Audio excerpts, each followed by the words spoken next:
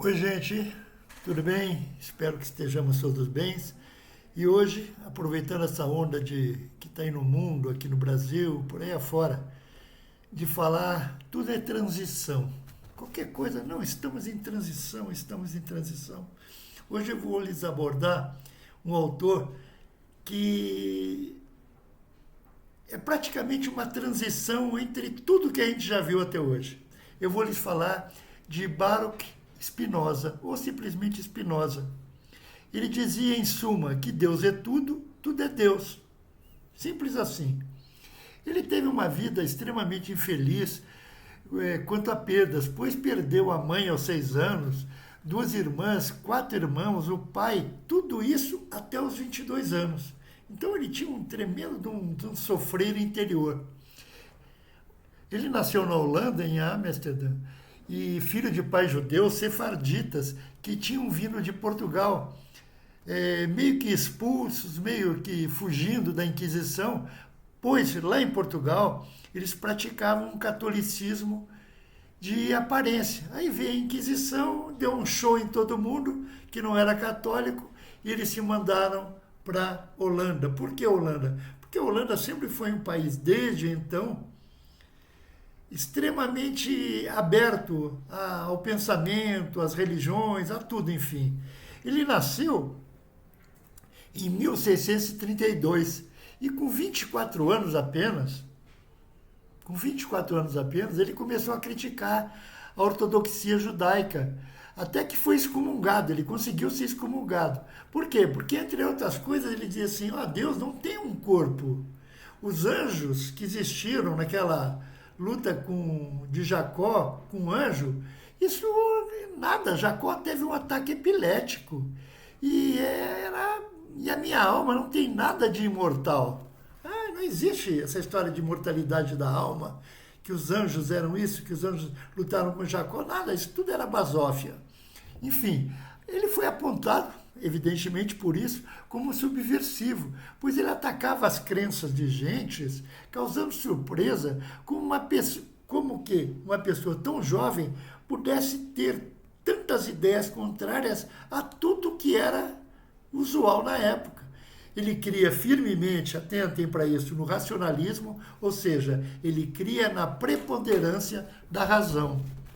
E esse preponderar da razão dele levou a ser, evidentemente, um contestador, porque ele atribui ao seu gosto, pela dúvida, pela contestação propriamente dita, até por ter iniciado seus estudos muito cedo. Embora os pais não o tivessem colocado o estudo na sua cabecinha, ele sempre procurou por ele mesmo ir adiante. Essa sua postura antijudaica quase o levou a ser assassinado. Um camarada uma vez foi lá e deu uma facada nele, ele se safou por pouco, pegou na capa que ele usava e ele ficou, ao longo da vida, ele sempre pensou assim, puxa vida, eu estou meio desvirtuado neste mundo. Tanto que ele abriu mão da herança paterna, dava aula para sobreviver numa pequena escola e, ao longo da vida, recusou até mesmo cátedras em universidades importantes, porque ele dizia, não, eu não me sirvo para viver ajustado a nada, eu quero ter um pensamento livre. A sua subversão do pensar, até então estabelecido, era uma questão de uma cultura ocidentalizada, pois eles leu os pré-socráticos todos e tinha na cabeça que eu não devo me adequar a nada do que está descrito. Essa forma harmônica de vida, isso eu não posso viver com isso, eu tenho que viver o meu pensar. Ele percebe, então, o mundo das ideias do Platão, o topos uranos, ou seja, tudo que aqui está são belas sombras do que está lá em cima. E a realidade do mundo material é muito sensível, pois, evidentemente, se são sensíveis, são deste mundo terreno. Assim, ele pensando também como Aristóteles, com a sua substância. O que era a substância aristotélica? Era a junção da essência com a matéria. Essa essência com a matéria para ele, consolida o pensamento determinista. Percebam, adiante eu vou esmiuçar um pouquinho isso. Ele foi contemporâneo de Descartes, que muito influenciou, leu também Giordano Bruno, e aí, olha só que cabimento, ele já era um rapaz, 24, 25 anos, 26 anos, ele se apaixona por uma menina de 12 e quer casar-se com ela. E evidentemente que ela recusa e, por incrível que possa parecer, casa com outro. Então ele que já havia perdido praticamente toda a família na infância, ainda leva essa outra paulada ao se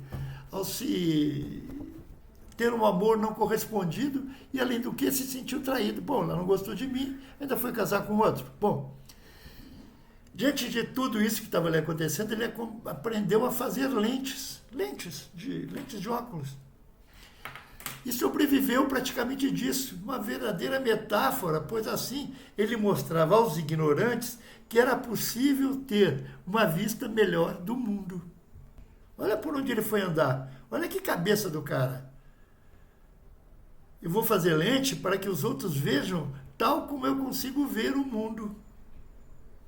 Bom, diante dessa tempestuosidade toda da vida dele, ele troca o nome, ele já tinha sido expulso do judaísmo, ele vou trocar meu nome de Baruch para Benedito, e depois virou até Bento, quando ele então, mas não se tornou cristão mesmo assim. Ele cria, isso é importante, gente, ele cria a teoria do paralelismo. Que é isso? É que a matéria e o espírito, segundo ele, interagem, pois são meros aspectos diferentes de uma mesma coisa.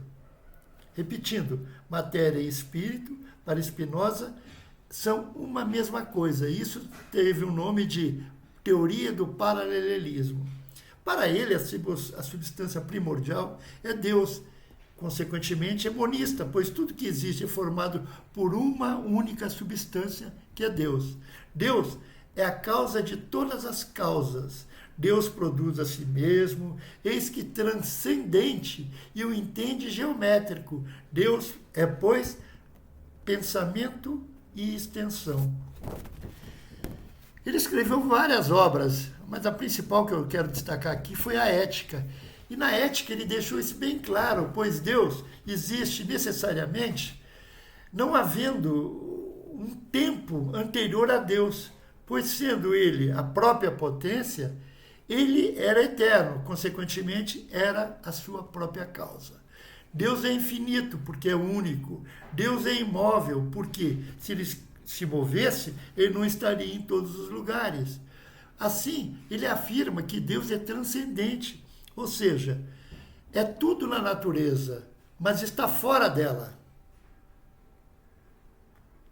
Tudo é natureza, mas ele, Deus, está fora dele, pois há um fim externo e superior a si mesmo, ligando essa realidade material. Ou seja, há uma realidade, uma natureza metafísica puramente teórica e racional.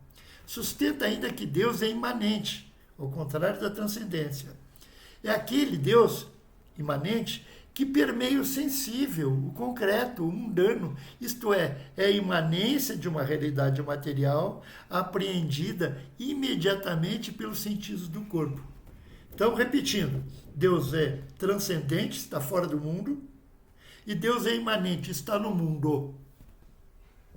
Tudo que nós apreendemos sensorialmente deve-se a um Deus imanente.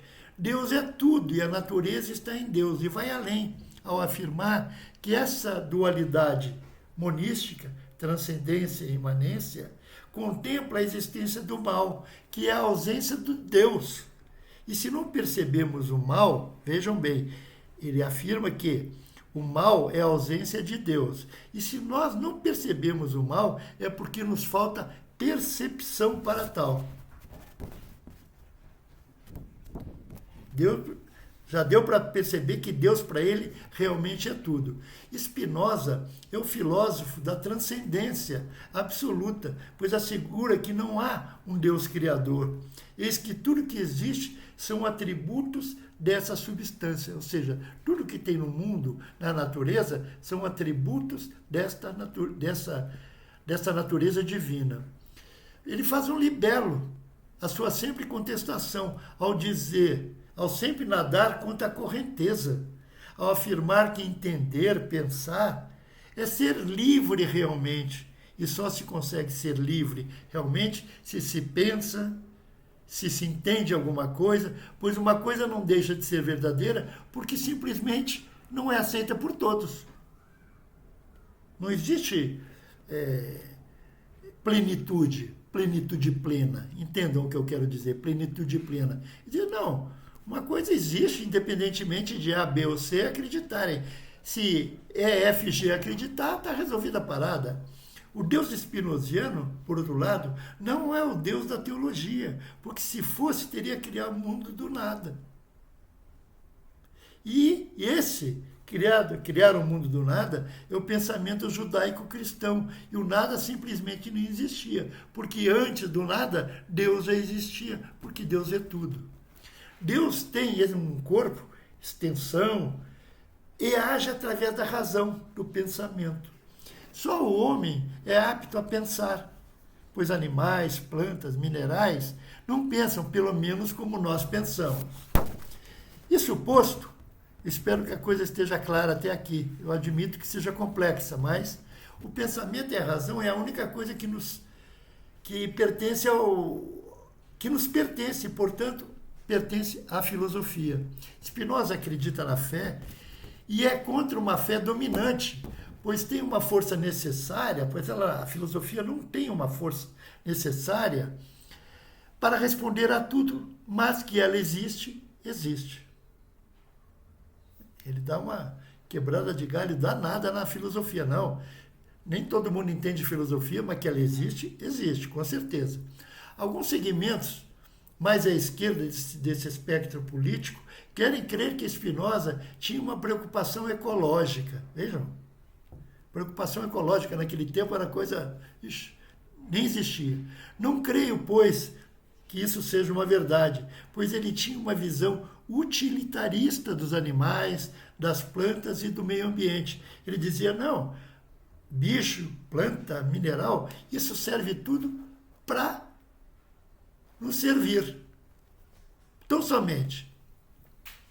Justifica essa postura, pois os animais, o mineral, planta, não pensa, tal como nós. Isso deve-se a quê? Muito aquele ambiente holandês onde ele vivia, que os holandeses têm até hoje um cuidado muito grande com uma visão econômica, uma visão mercantilista. Lembre-se que a primeira multinacional do mundo foi a Companhia das Índias Ocidentais, criada por quem? Pelos holandeses. A sua transcendência, voltando agora à vaca fria, a sua transcendência de Deus não se ajustava, pois, ao pensamento judaico-cristão. Por quê? Deus, para ele, não precisa de veneração, não precisa de prece, Deus não perdoa, Deus não se alegra, Deus não se entristece. Vou repetir, Deus não perdoa, segundo Spinoza. É necessário apenas que você esteja em sintonia com o pensamento divino, em sintonia com a natureza, pois o seu Deus, o Deus, não pune, não faz milagres, não tem ira, não é bondoso, não é nada. Ele não precisa sequer nos amar, pois ele é transcendente, ele está fora dessa realidade que nos une. Isto, pois, é uma característica do Deus transcendente. Ao contrário desse mundo que nós vivemos aqui, que nós precisamos de perdão, de oração, de reza, disso e daquilo, seria, dentro do pensamento spinoziano, uma derivação do Deus imanente. Spinoza recomenda pensar uma filosofia como cura para uma vida melhor. Veja, hoje em dia que está todo mundo doente, tanto aqui, quanto no corpo físico, no coração, na cabeça, ele dizia que pensar uma filosofia deveria ser a sua terapêutica, a sua cura. É impossível lê-lo sem modificar, pois ele proclama o amor como alegria e busca, assim, motivos para amar e ser alegre sempre.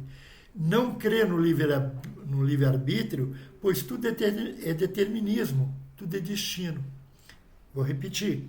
Ele não crê no livre-arbítrio, ele crê que haja um determinismo, um destino fixo. Por quê? E como é que fica esse livre-arbítrio? Ele justifica o livre-arbítrio como uma coisa que a gente estando aqui, não tendo outra coisa para fazer diante das circunstâncias que se nos apresentam, não tem outra saída, então ele vai fazer. A gente pensa, não, eu estou tendo livre-arbítrio nada, segundo o pensamento de Spinoza. Eu estou me conduzindo, agindo, pensando, tão somente de acordo com aquilo que me é posto. Mesmo assim, isso foi posto pelo destino, pelo determinismo. Assim como eu creio que eu decido, apenas aponto para mim mesmo a minha santa ignorância. Entenderam até aqui? A coisa é meia nebulosa, mas clareia. O determinismo se opondo ao livre-arbítrio, pois fazemos parte da natureza. Nossas as ações já são determinadas pela natureza, por Deus. A nossa razão, por vezes, esbarra nos nossos sentimentos, no ódio, na saudade, no rancor, na paixão, no amor, enfim, nessas tralhadas todas aí que nós concebemos como sentimentos. Assim, ainda que não conseguimos viver só de razão, sabemos que os sentimentos nos sufocam, muitas vezes. A igreja proíbe o direito de pensar fora daquilo que ela estabelece. De todos esses desencontros, eu penso assim, a igreja pensa assim, o meu Deus, o Deus determinante diz que eu devo pensar assim, como é que eu fico?